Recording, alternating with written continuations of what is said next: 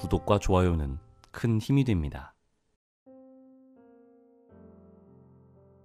친구들 안녕하세요. 옛날 이야기 들려주는 아나운서 삼촌이에요. 우리 친구들 진짜 많이 덥죠? 날씨 이렇게 덥다고 너무 에어컨 많이 쐬면 아플 수 있으니까 그러면 안 돼요. 이번 한 주도 씩씩하게 잘 지내줘서 고마워요. 삼촌이 들려주는 옛날 이야기 들으면서 편안한 꿈 꿨으면 좋겠네요. 잘 자요.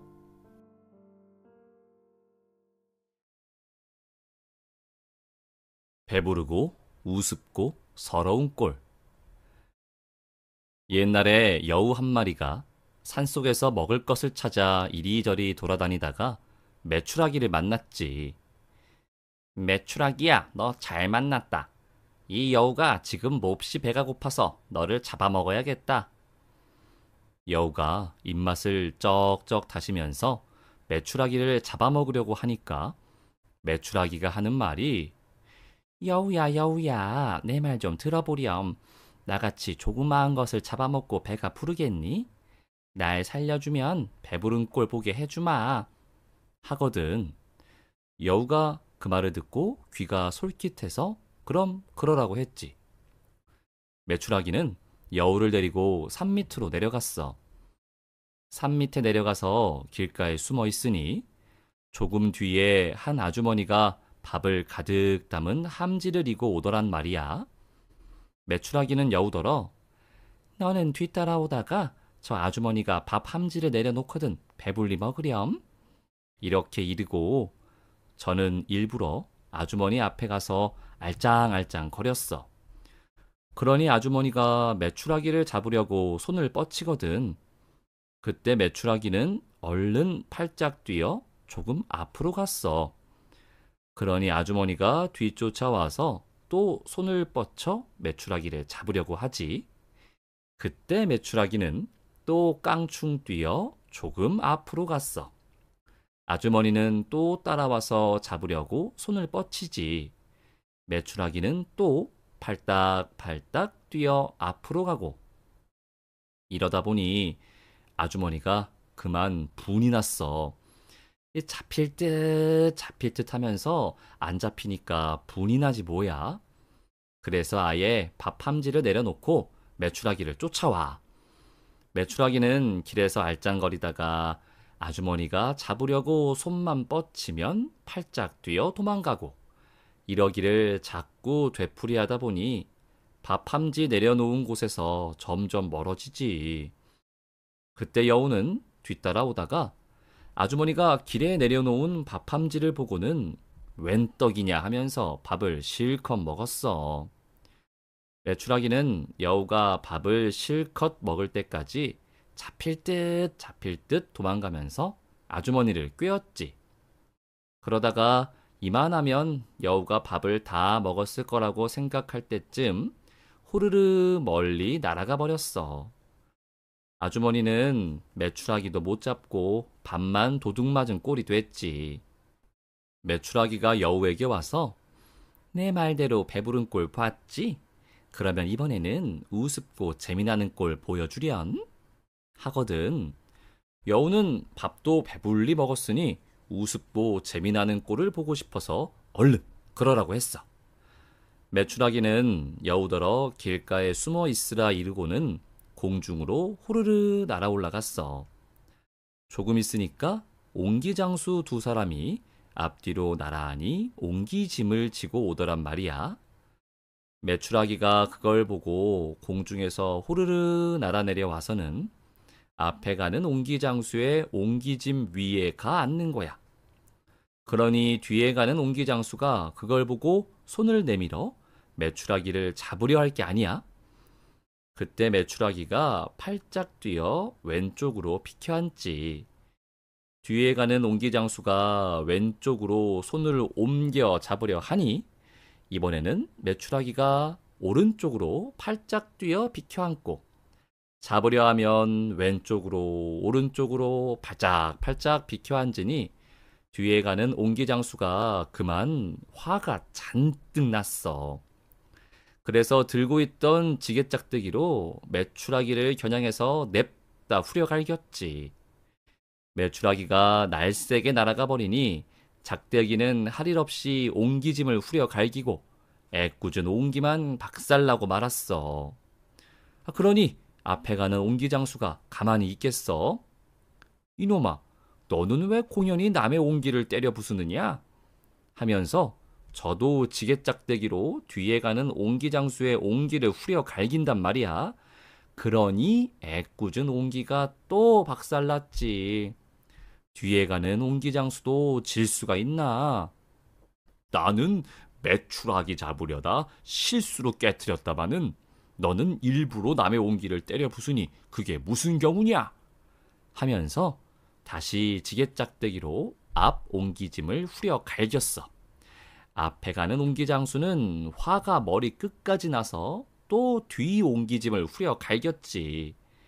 이렇게 해서 두 옹기장수가 서로 남의 옹기짐을 때려 부수며 싸우거든. 그 꼴을 보고 여우는 우스워서 배꼽이 빠지도록 웃어 제꼈어. 옹기장수가 간 다음에 메추라기가 여우한테로 와서 내 말대로 우습고 재미나는 꼴 봤지? 이번엔 서럽고 아픈 꼴 보여주련? 하거든. 여우는 메추라기가 배부른 꼴도 보여주었고 우습고 재미나는 꼴도 보여주었으니 이번엔 또 어떤 걸 보여주려고 그러나 싶어서 얼른 그러라고 했어. 그러니 메추라기는 여우더러 길에다 큼직하게 구덩이를 파라고 그래. 여우는 어서 재미있는 꼴을 보고 싶어서 메추라기가 시키는 대로 길 가운데에 큼직한 구덩이를 팠어. 그러니까 메추라기는 여우더러 구덩이 속에 들어가라고 그러지. 여우는 얼른 구덩이 속에 들어갔어. 그러니까 메추라기는 여우 눈과 코만 밖으로 조금 나오게 해놓고 흙으로 구덩이를 메워버리지 뭐야. 그래놓고 여우의 콧잔등에 올라앉아서 꾸벅꾸벅 조는 채를 하고 있어. 여우는 이렇게 하고 있으면 좋은 일이 생기나 보다 생각하고 가렵고 답답한 것도 꾹 참고 있었지.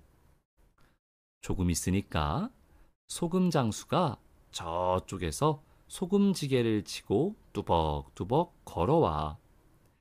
걸어오다가 땅 위에 메추라기가 앉아서 졸고 있으니까 작대기로 메추라기를 탁 때렸지. 메추라기를 잡으려고 말이야. 꽤 많은 메추라기가 작대기에 얻어맞을 줄 알면서 가만히 있겠어? 얼른 호르르 날아가 버렸지. 그러니 어떻게 되겠어? 작대기는 바로 여우 콧잔등을 냅다 후려 갈기고 여우는 코를 호되게 얻어맞아서 절로 눈물이 찔끔 나오지. 소금장수가 가버린 뒤에 메추라기가 여우한테로 와서 어때? 내 말대로 서럽고 아픈 꼴 봤지? 한 번 더 보여줄까? 하고 놀려대거든. 여우는 코가 아파서 눈물이 찔끔찔끔 나는데 메추라기가 놀려대는 말을 들으니 부하가 치밀어서 후닥닥 구덩이에서 뛰쳐나왔어. 그러고는 눈 깜짝할 사이에 메추라기를 입에 덥석 물었어. 여우의 입에 물려서 꼼짝달싹도 할 수 없게 된 메추라기가 하는 말이 네가 해달라는 대로 배부른 꼴도 보여주고 우습고 재미나는 꼴도 보여주고 서럽고 아픈 꼴도 보여줬는데 나를 잡아먹으려고 하느냐? 그렇다면 할 수 있나? 죽기 전에 마지막 소원이나 들어다오. 어머니를 한번 불러보고 싶은데 나는 너한테 목이 물려 큰 소리를 낼 수 없으니 내 대신 어머니를 불러다오. 그런 다음에 나를 잡아먹으면 되지 않느냐? 한단 말이야. 여우가 가만히 생각해보니 죽는 마당에 어머니 한번 불러달라는 청도 못 들어주겠느냐 싶거든. 그래서 메추라기 어머니, 메추라기 어머니 하고 크게 불렀어. 그러느라 여우 입이 딱 벌어질 게 아니야. 그 사이에 메추라기는 얼른 여우 입에서 빠져나와 호르르 날아가려고 했지. 여우가 깜짝 놀라 얼른 입을 다물었지만 꽁지밖에 못 물었어. 메추라기는 꽁지를 빼놓고 달아나 버리고 달아나면서 흰 똥을 찍 쌌는데 그게 여우 콧잔등에 떨어졌어. 그래서 메추라기는 꽁지가 짧아지고 여우 콧잔등에는 흰 점이 생기게 됐다는 거야. 여우를 보면 콧잔등이 하얗잖아? 그게 메추라기 똥이 묻어서 그렇게 됐다네. 호랑이 뱃속 구경. 옛날에 소금 장수가 소금짐을 지고 소금을 팔러 다녔어. 조선 팔도를 여기저기 돌아다니면서 소금을 팔았지. 그렇게 다니다 보니 별별 험한 꼴을 다 봤을 게 아니야. 깜깜한 밤중에 산에서 호랑이를 만나기도 하고 산속에서 길을 잃고 밤새도록 헤매기도 하고 말이야. 그렇게 온갖 험한 일을 겪다 보니 이 소금 장수가 아주 담이 커졌어. 그래서 웬만한 일에는 눈썹도 까딱 않지. 하루는 소금짐을 지고 높은 고개를 넘게 됐어. 고개를 넘자고 고개 밑에 이르니 주막이 하나 있는데 거기 사람들이 소복하게 모여 있어. 그 사람들이 소금 장수가 고개를 넘으려는 걸 보고 기겁을 하면서 말린단 말이야. 이 고개를 혼자서 넘을 생각일랑 아예 하지 마시오. 100사람이 모여서 넘어야지. 그렇지 않으면 호랑이한테 잡아먹히고 말 거요. 그러니까 주막에 모여있는 사람들은 100사람을 채우려고 사람이 더 모여들 때까지 거기서 기다리는 중인가 봐. 그런데 그만한 일로 겁을 집어먹을 소금 장수가 아니지. 깜깜한 밤중에도 예사로 고개를 넘었는데 환한 대낮에 이까짓 고개를 못 넘어요? 그렇게 겁이 많아서 어찌 산의 대장부라고 하겠소. 이러면서 한사코 고개를 넘으려고 했지. 그래도 주막에 모여있던 사람들이 자꾸 말려. 그저께는 대장장이가 혼자서 이 고개를 넘다가 변을 당했고 어저께는 숫장수가 혼자서 고개를 넘다가 호랑이 밥이 됐어요. 그러니 아예 혼자서는 안 가는 게 좋을 거요. 소금장수는 그런 말을 듣고도 눈썹 하나 까딱 않지. 내가 오늘 이 고개를 넘어갔다가 내일 다시 넘어올 테니 걱정 마시오. 이렇게 큰 소리를 치고 고개를 올라갔어. 한참 올라가니 길이 점점 험해지면서 여기저기서 산짐승 울음소리가 들려. 그래도 소금장수는 태연하게 올라갔지. 고갯마루에 올라서서 한숨 돌리는데 저 앞에서 참 집채만한 호랑이 한 마리가 어흥 하면서 입을 딱 벌리고 있겠지. 그놈의 입이 얼마나 큰지 사람이 하나 들어가고도 남겠어. 그렇게 큰 입을 벌리고 호랑이가 슬금슬금 이쪽으로 다가오거든. 소금장수가 얼른 소금지게에 매어 놓은 지게꼬리를 풀어서 한쪽 끝을 동그랗게 잡아매어 고리를 만들었어. 지게꼬리 끝을 잡고 고리를 호랑이 모가지를 겨냥해서 휙 던졌지. 그러니 동그란 고리가 호랑이 모가지에 턱 걸렸어. 그걸 냅다 잡아당겼단 말이야. 아주 호랑이 목을 죄어 숨통을 끊어놓으려고 그랬지. 야, 그런데 이 호랑이란 놈이 웃음꼴 다 보겠다는 듯이 하품까지 슬슬 해가며 자꾸 다가온단 말이야.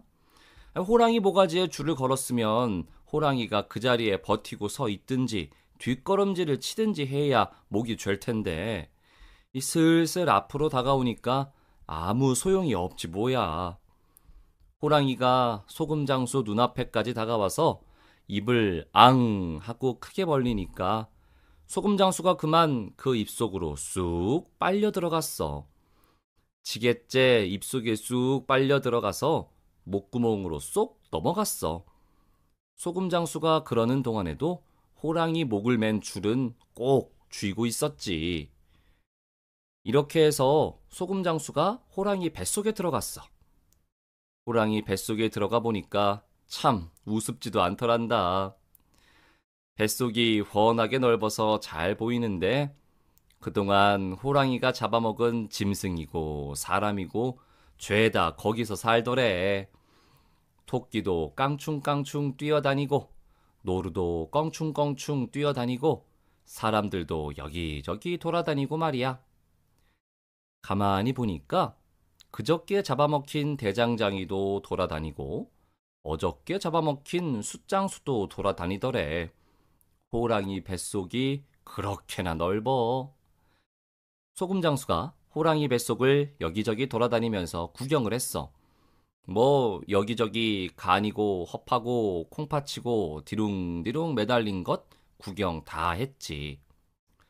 그런데 호랑이 뱃속에 디룽디룽 매달린 고깃 덩어리를 구경하다 보니 배가 슬슬 고파지거든.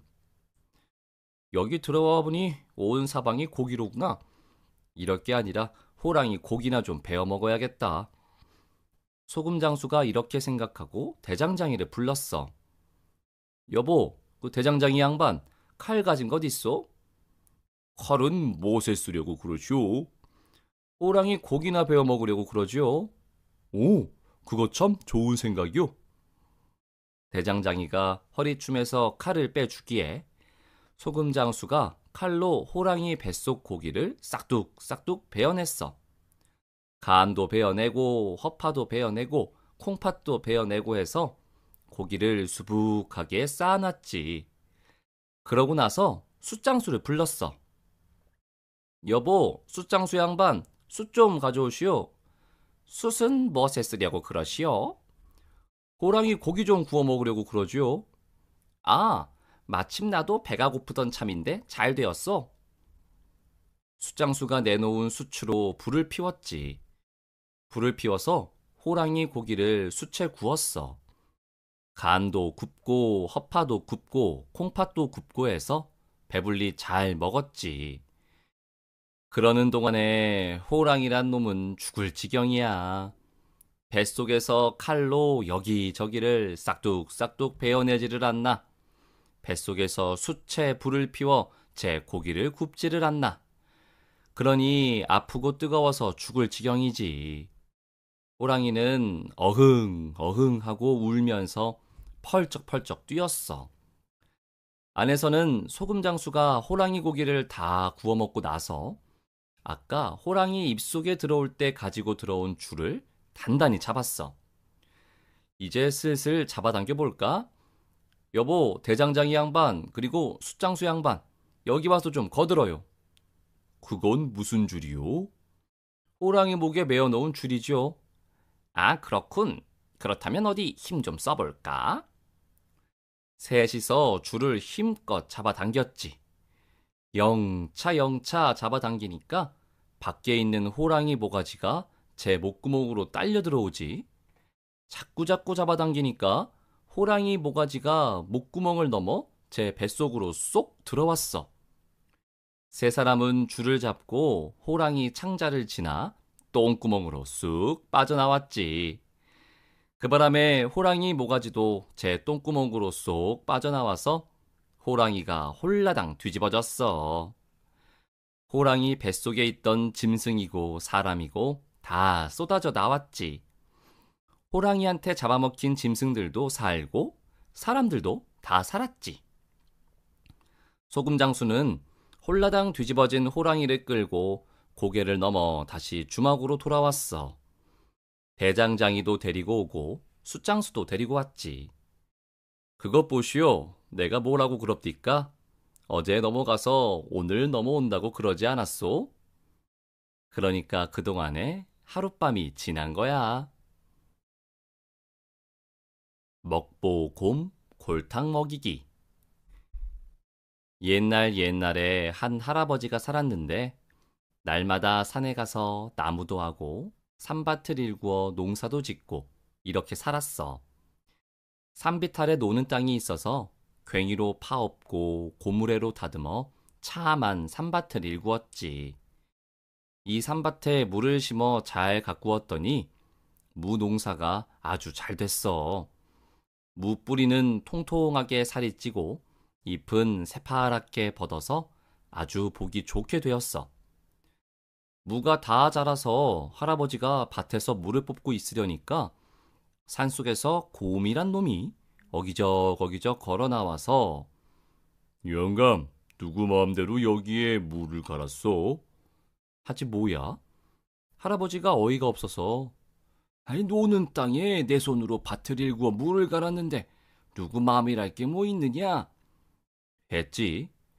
그랬더니 곰이 억지를 쓰느라고 여기는 내가 맡아놓은 땅인데 영감이 마음대로 물을 갈았으니 그 무 절반은 나한테 줘야 돼.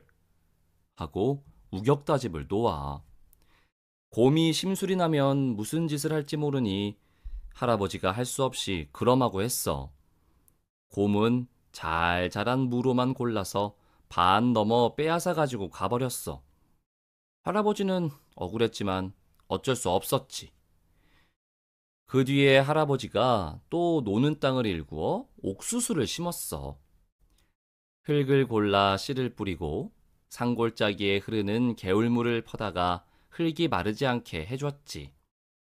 이렇게 물을 주고 김을 메고 잘 가꾸었더니 옥수수 농사가 아주 잘 되었어.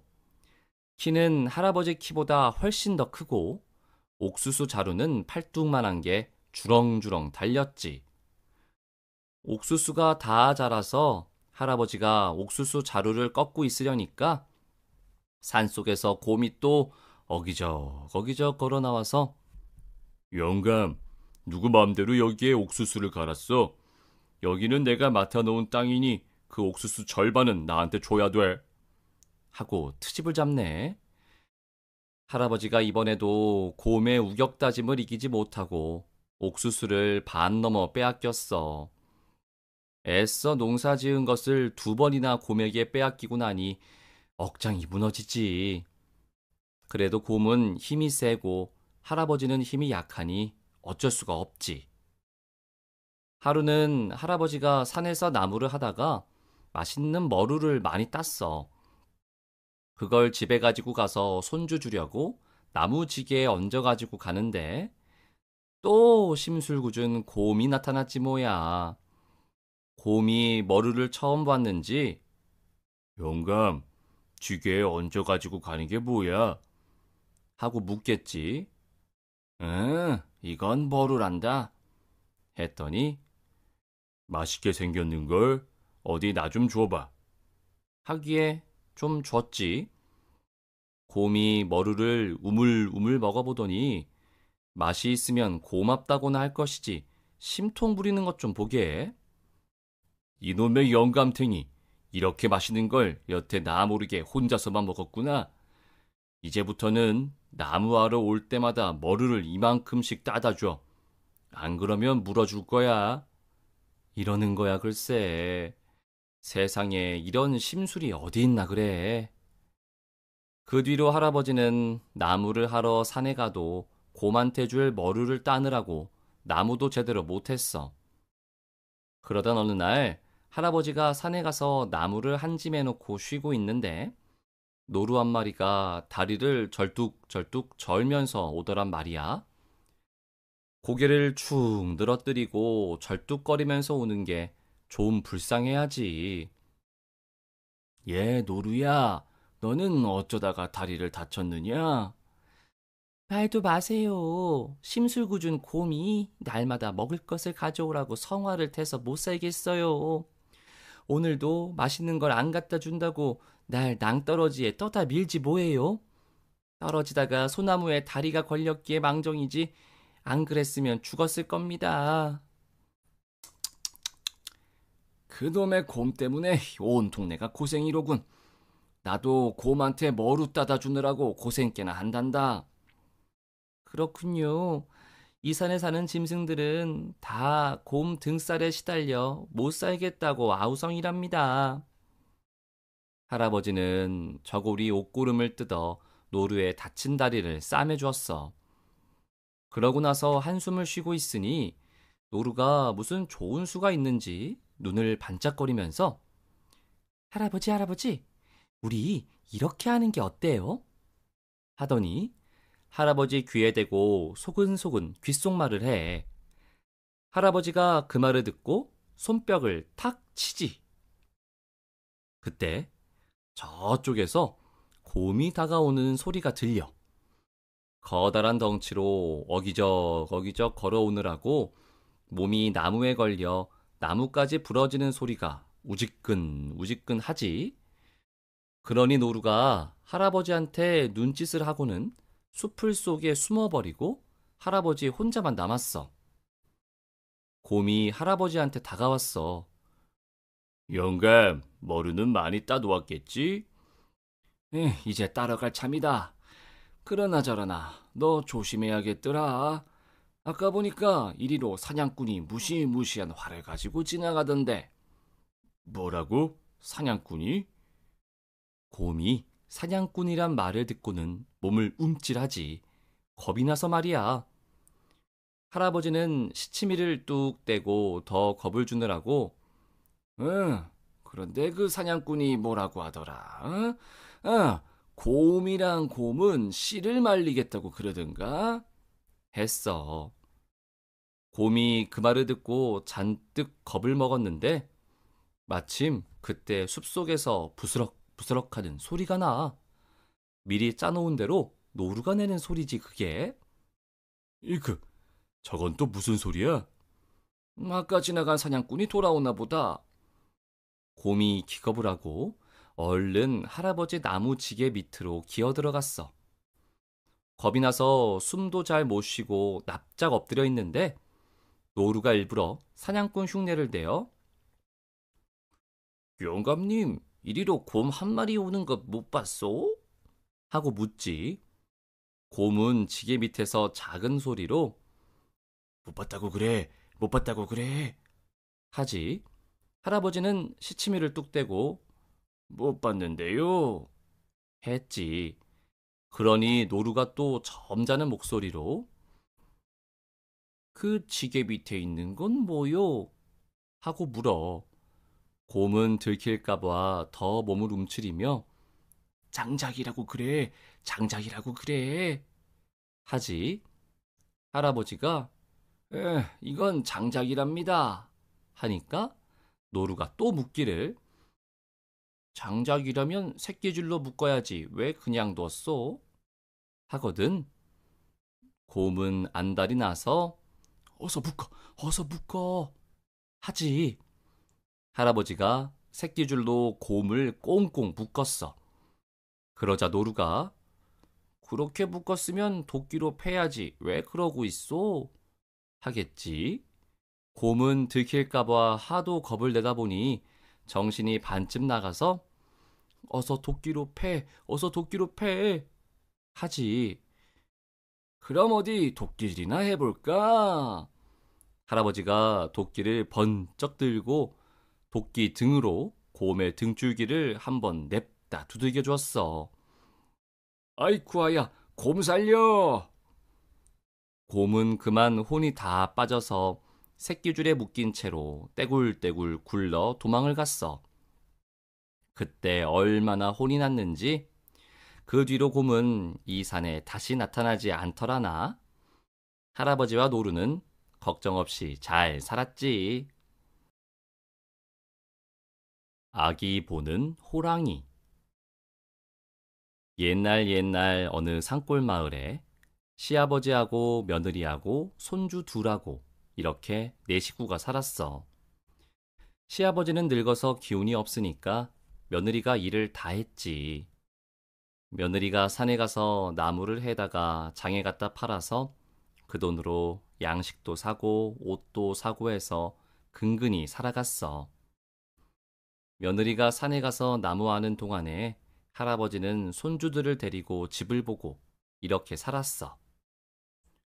며느리는 어찌나 효성이 지극한지 자기는 끼니를 걸러도 시아버지 밥상에는 하루도 거르지 않고 고기 반찬을 올리고 자기는 해진 옷을 입고 다니면서도 시아버지에게는 늘 좋은 옷을 입혀드렸어. 하루는 시아버지가 고개 넘어 이웃마을 잔칫집에 가게 됐어. 며느리는 아이들을 재워놓고 산에 나무를 하러 갔지. 나무를 한 짐에다 팔아서 양식을 사가지고 와서 저녁밥을 지어놓고 시아버지를 기다렸지. 그런데 해가 저물어도 시아버지가 안 오네.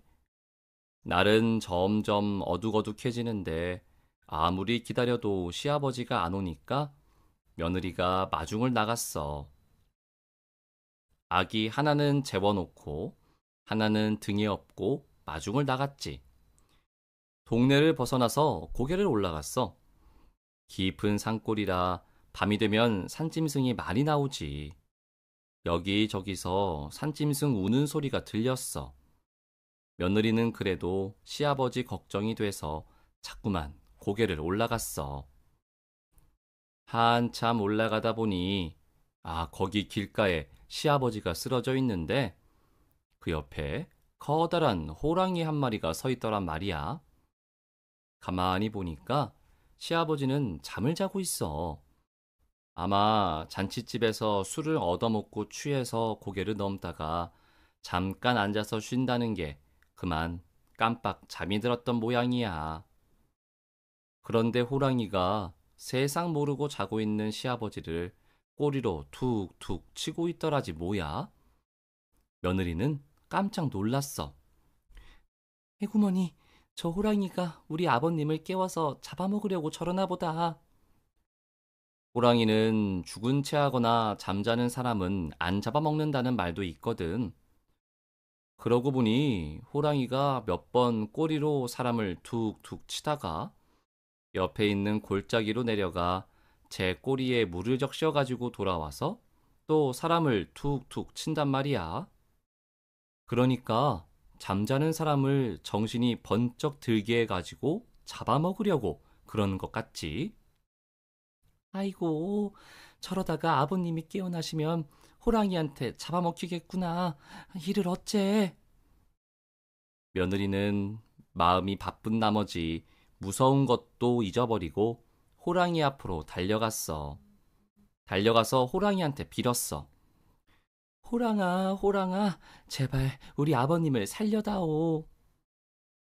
한참 빌다가 호랑이를 쳐다보니 호랑이가 며느리를 보고 어흥 하고 크게 운단 말이야. 그러더니 고개를 돌려 잠들어 있는 시아버지를 한번 보고 또 고개를 돌려 며느리를 한번 보고 이러거든. 저 호랑이가 누구를 잡아먹을까 궁리하느라고 저러는가 보다. 차라리 내가 잡아먹히는 게 낫지. 며느리가 이렇게 생각하고 호랑이 앞으로 한 걸음 다가갔어. 그런데 다시 생각해보니 여기서 제가 죽으면 시아버지는 누가 모시고 가느냐 말이야. 어서 시아버지를 모시고 가긴 가야겠고 호랑이는 시아버지 옆에 떡 버티고 서서 꼼짝을 하지 않으니 어떻게 해. 며느리는 마음이 더 바빠져서 그냥 냅다 호랑이 옆을 지나가 시아버지를 번쩍 들어 안았어. 그런데도 호랑이는 어흥 하고 크게 울 뿐 달려들지는 않더라는 거야. 며느리는 정신없이 시아버지를 안고 산길을 달려 집으로 돌아왔어. 그런데 집에 와서 정신을 차리고 보니 등이 허전해. 이 등에 업은 아기가 없어. 하도 정신없이 허둥대느라고 등에 업은 아기가 떨어진 것도 몰랐지 뭐야. 이 일을 어째?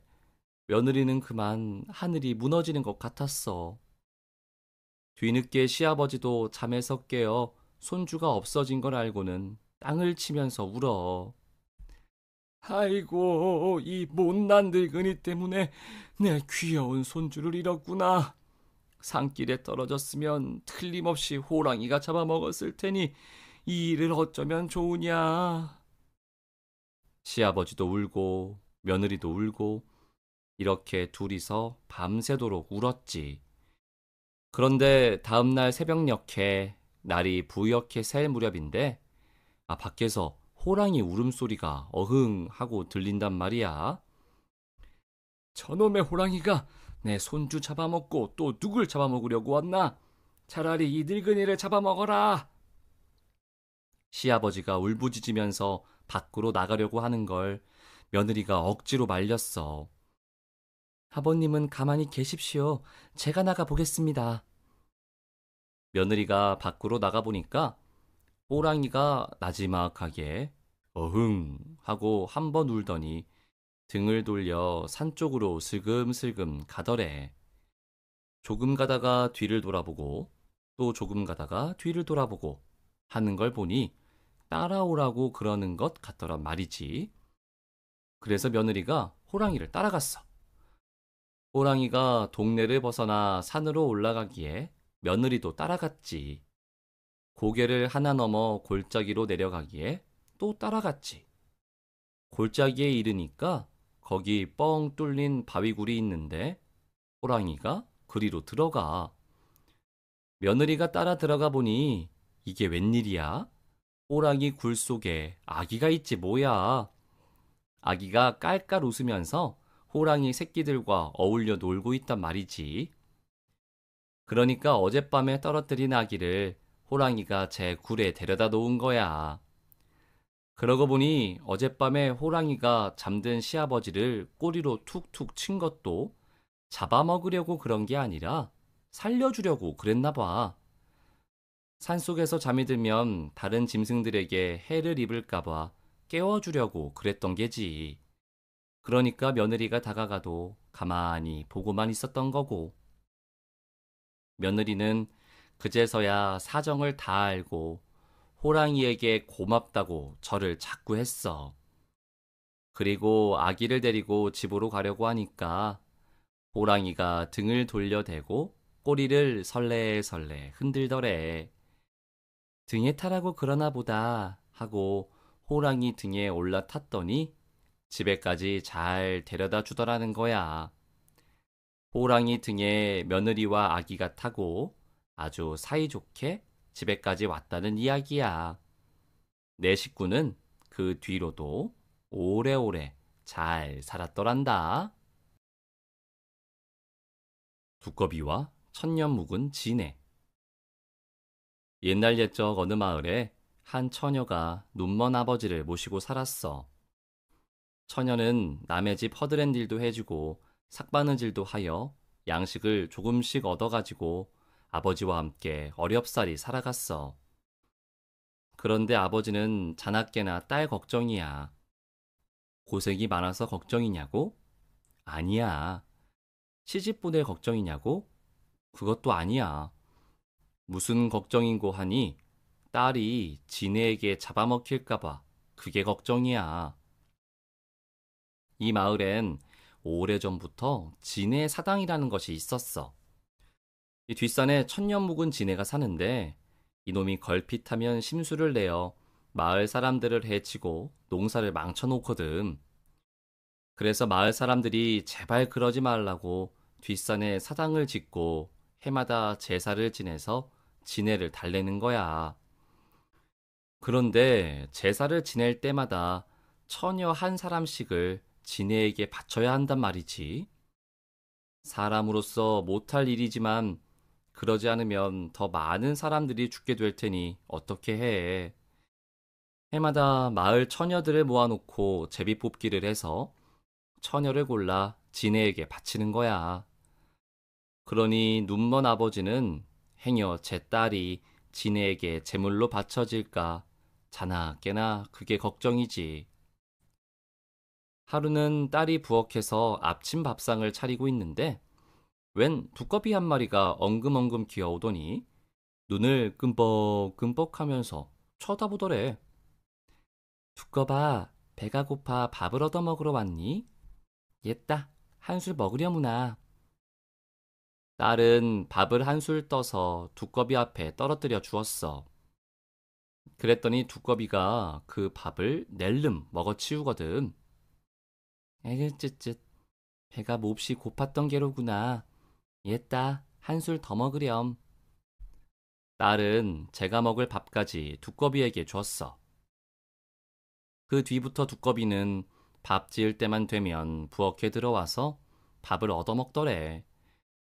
그러다 보니 딸은 두꺼비한테 아주 정이 담뿍 들었어. 하루라도 두꺼비가 보이지 않으면 걱정도 되고 허전도 하고 이렇게 되었단 말이지. 남의 집 허드렛 일을 해주고 맛있는 음식이라도 얻으면 꼭 두꺼비 목까지 챙겨다가 먹이곤 했지. 이러구러 진해 사당에 제물로 바칠 처녀를 뽑는 날이 됐어. 마을 처녀들이 모두 모여 제비를 뽑았는데 아뿔싸, 이 집 딸이 그만 덜컥 뽑혀버렸네. 이거 참 큰일 났지. 딸이 죽으면 눈먼 아버지는 혼자서 어떻게 사느냐 말이야. 아버지와 딸은 밤새도록 서로 붙들고 엉엉 울었어. 울다가 울다가 날이 새서 이제 지네에게 잡아먹히러 가야 하는 날이야. 딸은 마지막으로 아버지께 아침밥이나 정성껏 지어드리려고 부엌에 나갔지. 그랬더니 두꺼비가 아무 영문도 모르고 밥을 얻어먹으러 와 있거든. 두꺼봐, 두꺼봐. 네게 밥 주는 것도 오늘이 마지막이로구나. 나는 오늘 밤에 죽게 된단다. 그러니 이제부터는 여기 와도 소용없어. 그랬더니 두꺼비가 그 말을 알아들었는지 주는 밥도 안 먹고 눈물만 뚝뚝 흘리고 있더래. 딸이 마을 사람들과 함께 뒷산에 올라갈 때 두꺼비도 엉금엉금 그 뒤를 따라갔어. 마을 사람들은 딸을 진해사당에 들여보내고 문을 닫아 걸더니 산을 내려가 버리네. 딸 혼자서 방 안에 남아있는데 구석에 뭐가 오두만이 앉아있는 게 보이더란 말이야. 가만히 보니 언제 들어왔는지 두꺼비가 방구석에 우두커니 앉아있지 뭐야? 에그머니 두꺼봐, 너 여기 왜 들어왔니? 어서 나가. 여기 있다간 너마저 죽어. 그래도 두꺼비는 나가지 않고 눈만 끔뻑끔뻑 하고 있지. 암만 나가라고 해도 꼼짝 않고 그러고 있네. 그러다 보니 날이 어두워졌는데 갑자기 우지끈 뚝딱 벼락치는 소리가 나더니 당집 천장에서 파란 연기가 스르르 내려와. 지네가 내뿜는 독이지. 두꺼비가 그걸 보더니 입을 딱 벌리고 노란 연기를 휙 내뿜어. 자기도 독을 내뿜어 지네 독을 막는 거야. 노란 연기가 위로 올라가니까 파란 연기가 더 못 내려와. 그러니까 지네가 화가 났는지 아까보다 더 큰 소리를 와장창 내더니 파란 연기가 자욱하게 마구 내려와. 두꺼비도 안간힘을 써서 노란 연기를 마구 내뿜어. 이렇게 두꺼비와 지네가 서로 독을 내뿜으며 싸우는데 당집이 왈캉달캉 흔들리고 눈앞이 자욱해서 처녀가 그만 정신을 잃고 쓰러져 버렸어. 이튿날 아침에 딸이 눈을 떠보니 지네와 두꺼비가 둘 다 쓰러져 죽어 있더래. 지네는 두꺼비 독을 마시고 죽고 두꺼비는 지네 독을 마시고 죽은 거지. 마을 사람들이 올라와 보니 죽은 줄만 알았던 처녀가 멀쩡하게 살아있거든. 간밤에 일어난 이야기를 들은 마을 사람들은 진해 사당을 헐고 그 자리에 두꺼비 사당을 지어주었어. 그 뒤로는 처녀를 제물로 바치는 일도 없어졌고 말이야. 딸은 눈먼 아버지를 모시고 오래오래 잘 살았는데 날마다 두꺼비 사당에 밥을 지어 갖다 주었대.